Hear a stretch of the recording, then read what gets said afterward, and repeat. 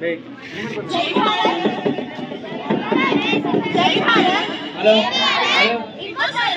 Hello जय भारत जय भारत गट्टिगा जय भारत जय भारत जय भारत जय भारत ओके నా పేరు ఫిర్దౌస్ నేను 8వ తరగతిలో చదువుతున్నాను నాకు ఇంత గొప్ప అవకాశం ఇచ్చిన గ్రామ పెద్దలందరికీ నా హృదయపూర్వక ధన్యవాదాలు కొన్ని శతాబ్దాల తరబడి ఈ దేశం యొక్క స్వేచ్ఛ స్వాతంత్ర్యం కోసం తమ జీవిత సర్వస్వాన్ని త్యాగం చేసిన ఎందరో మహానుభావులు స్వాతంత్ర సమర యోధుల దివ్య స్మృతికి అంజలి ఘటిస్తున్నాను.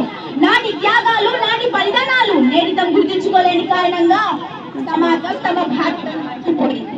ఈ దేశం సాధించిన స్వాతంత్ర ఫలాలను మాత్రమే అనుభవిస్తున్నప్పటికీ నేటికి మనం ఈ సమాజంలో ఎన్నో రకాల సమస్యలను ఎదుర్కొంటున్నాం.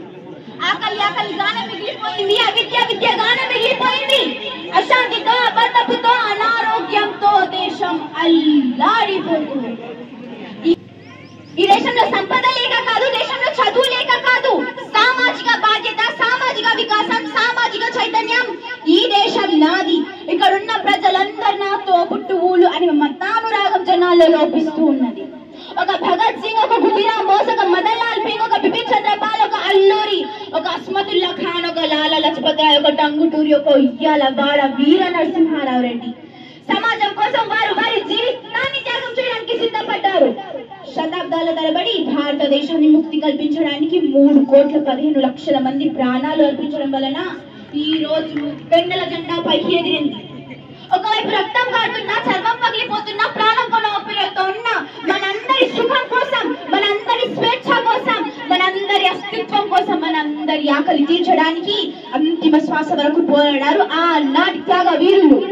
ఆనాటి త్యాగ మూర్తులను గుర్తు చేసుకుంటే వందలాది మంది భారతీయుల బిడ్డల యొక్క ప్రతిభ ప్రపంచానికి వెలుగు చూపిస్తుంది. వేలాది సంవత్సరాలుగా శాస్త్ర సాంకేతిక రంగాలలో అద్భుతమైనటువంటి ఫలితాలను సాధించింది ఈ దేశం.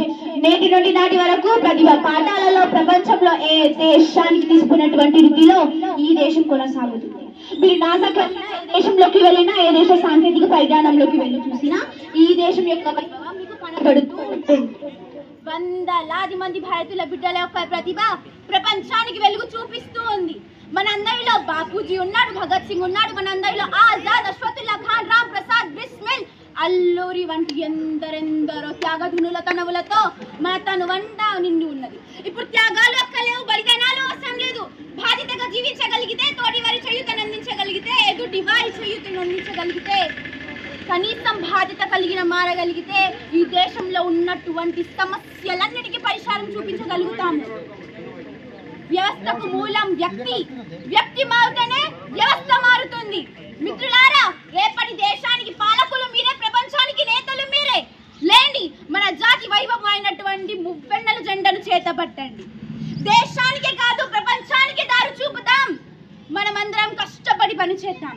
ప్రతిభావంతులుగా భారతదేశం యొక్క సత్తాను చాటుతాం. ఇది నిద్రపోవడానికి సమయం కాదు మిత్రమా. భావి భవిష్యత్తు మన చేతులపై ఆధారపడి ఉంది. లేచి మేల్కోండి, భావి భవిష్యత్తును కాపాడుకునే ప్రయత్నం చేద్దాం. Thank you. జై భారత్, వందే మాతరం.